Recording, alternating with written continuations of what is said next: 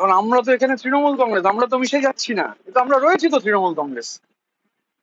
মানে আমি এখন সংখ্যাটা, এখন এগুলো তো সেপারেট চিঠি করতে হবে, করব। সংখ্যাটা 64 পেরিয়ে গেছে। কালকে বলবো হয়তো 65, কাল যখন সেই এমএলএ আসবেন তখন বলবো 65।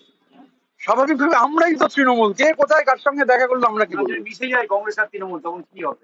আমরা মিশছি না, আমরা কংগ্রেসের সাথে মিশছি না, দায়িত্ব নিয়ে বলতে পারি। আমাদের পরিষদীয় দল, আমরা এবং আমি এমপিদের যাদের সঙ্গে কথা হয়েছে তারাও কংগ্রেসের সঙ্গে মিশছেন না, এটাও আমি তাদের মানে তাদেরটা তারা বলবেন, কিন্তু এটা আমি শুনেছি তারাও মিশছেন না। তো সংখ্যাগরিষ্ঠ এমপি কংগ্রেসের সাথে মিশছেন না, সংখ্যাগরিষ্ঠ এমএলএ, সংখ্যাগরিষ্ঠ মানে কি এখন তো সংখ্যাটা উত্তরোত্তর বৃদ্ধি পাবে, তারাও মিশছেন না। এরপরে হচ্ছে জেলা পরিষদও তো বহু জায়গায় তারা যারা আছেন অনেকের সাথে কথা হলো, কেউ মিশছেন না, মিউনিসিপ্যালিটি কেউ মিশবে না। তাহলে কংগ্রেসের সাথে মেশার প্রশ্নটা উঠছে কোথায়? কে ইন্ডিভিজুয়ালি কি করেছেন সে নিয়ে তখন কি আপনার আলাদা প্রতীকের জন্য লড়াই যাবে? সেগুলো কাল কি হবে কালকে বলবো। আপাতত আজকে যা আছে এইটুকু বলতে পারি। আজকেরটা বললাম, এই যে আমি তো জানি কালকে আসবেন, কিন্তু সেটা যেহেতু কাল হবে, ধরুন তো আমারও তো, আপনাদেরও সমস্যা হতে পারে, আমারও সমস্যা হতে পারে, কালকের কথা কেউ বলতে পারে না। এখন ওই যে আমি বলি এখন 3:10 বাজে, 4:10 কি হবে কারুর জানা নেই। সুতরাং কাল যা হবে কাল দেখা যাবে, তখন কাল বলবো কাল কি করবো।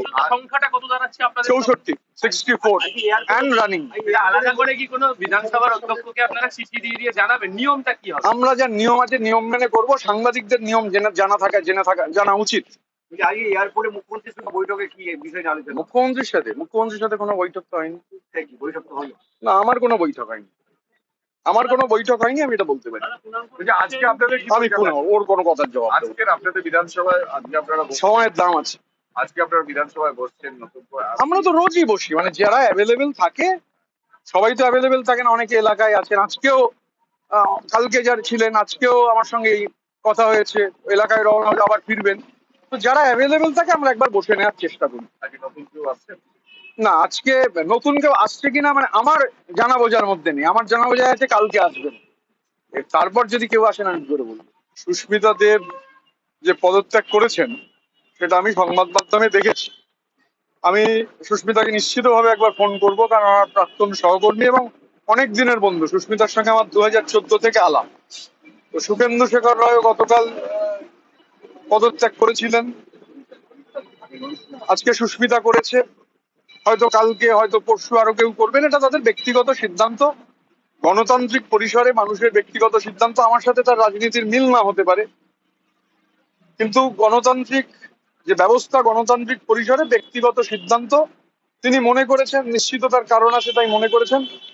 এইটুকুই সুস্মিতার রেজিগনেশন নিয়ে আমি আপাতত এইটুকুই বলবো। তবে গতকাল বুলুদা, আজকে সুস্মিতা, আগামীকাল কেউ, পরশু কেউ, আমার ধারণা পদত্যাগ চলতে থাকবে। আমি যা জানি আসলে, মানে আমি 15 মাসের আমার যে অভিজ্ঞতা, এই যে when you look down upon human beings, মানে ওখানে অন্তত রাজ্যসভার কাজের পরিবেশ অস্বাস্থ্যকর। মানে সেটা গণতান্ত্রিক কোনো পরিসর রাজ্যসভায় ছিল না। আমি 15 মাসে দেখেছি, মানে রাজনীতির সঙ্গে সংযোগবিহীন কুইজ মাস্টার তার ব্যক্তিগত জমিদারি হিসেবে রাজ্যসভাটাকে চালাতে চাইতেন, এবং ক্রাউন প্রিন্সের, অবশ্যই বলেন ক্রাউন প্রিন্সের একটা পরিচ্ছন্ন মানে প্রচ্ছন্ন মদত ছিল। স্বাভাবিকভাবে রাজ্যসভার যে দমবন্ধকর পরিবেশ, আমি এখন রাজ্যসভার সদস্য নেই, কিন্তু আমার ধারণা যে বুলুদা, সুস্মিতা সহ আরো অনেকেই হয়তো এই ধরনের কোনো পদক্ষেপ গ্রহণ করতে পারে। মালা রায় দক্ষিণ কলকাতা লোকসভা করেছেন। আমার শুধু একটাই কথা বলবার, আমি বারবার যে কথা বলি যে অভিষেক বন্দ্যোপাধ্যায়ের সংগঠনে কোনো সং নেই, সং আছে, গঠন নেই।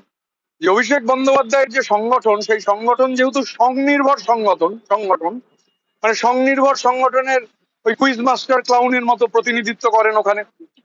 তো এই যে সংনির্ভর সংগঠন, সং আছে কিন্তু গঠন নেই, তার ফল আউট হচ্ছে এই মালা রায়, সায়নী ঘোষ। মালাদি দীর্ঘদিনের সাংসদ, সায়নী কদিন আগেও যে কমিটি ঘোষণা হয়েছে সেই কমিটির দিকে, মানে আমি কেন বলছি সং আছে গঠন নেই, কদিন আগে কমিটি ঘোষণা হয়েছে, সেই কমিটিতে মহিলা তৃণমূল কংগ্রেসের সভানেত্রীর নাম হচ্ছে মালা রায়, যুব তৃণমূলের সভানেত্রীর নাম হচ্ছে সায়নী ঘোষ। আমার শুধু অভিষেক বন্দ্যোপাধ্যায়ের অনুরোধ, মানে সং যেহেতু খালি আছে আর যেহেতু গঠন নেই, খোঁজ খবর আর গ্রাউন্ডেড না থাকলে, ওই যে এই পরাজয়ের পরও আমার কাছে একটা ফোন এসেছিল ক্যামার স্ট্রিট থেকে, বলা হলো বস বলেছেন। আমি বললাম কোন বস? হুগো বস? আমার হুগো বসের কিছু অ্যাক্সেসরিজ রয়েছে, তো আমি হুগো বস জানি, আমি এখন আর কোনো বস জানি না। স্বাভাবিকভাবে এই যে অ্যাপ্রোচ, এই যে অ্যাটিটিউড পাল্টাচ্ছে না, তো জমিদারি মানসিকতা পাল্টাচ্ছে না। এমনই অবস্থা, সংচার আরো বৃদ্ধি হয়েছে বোঝা যাচ্ছে। সেই সং বৃদ্ধি হওয়ার ফলে আর গঠন আরো বিলীন হয়ে যাওয়ায়, গঠন তো নেই আর, এখন পাওয়া যাচ্ছে না কোনো কিছু। তার ফলাফল হচ্ছে যাকে আপনি মহিলার সভানেত্রী করছেন, কদিন হয়েছে, মানে হাতে গুনে বলে দেওয়া যাবে কদিন। যাকে যুবর সভানেত্রী করেছেন, তারা আজকে যা চলছে তাতে অধিকাংশ যারা সাংসদ তারা যে সিদ্ধান্ত নিয়েছেন সেই সিদ্ধান্তকে সমর্থন জানিয়ে তাদের মতামত জানিয়ে দিয়েছেন যেখানে জানাবার। আমাদের ভিডিও ভালো লাগলে লাইক এবং শেয়ার করুন। কমেন্ট সেকশনে গিয়ে জানান আপনাদের মতামত।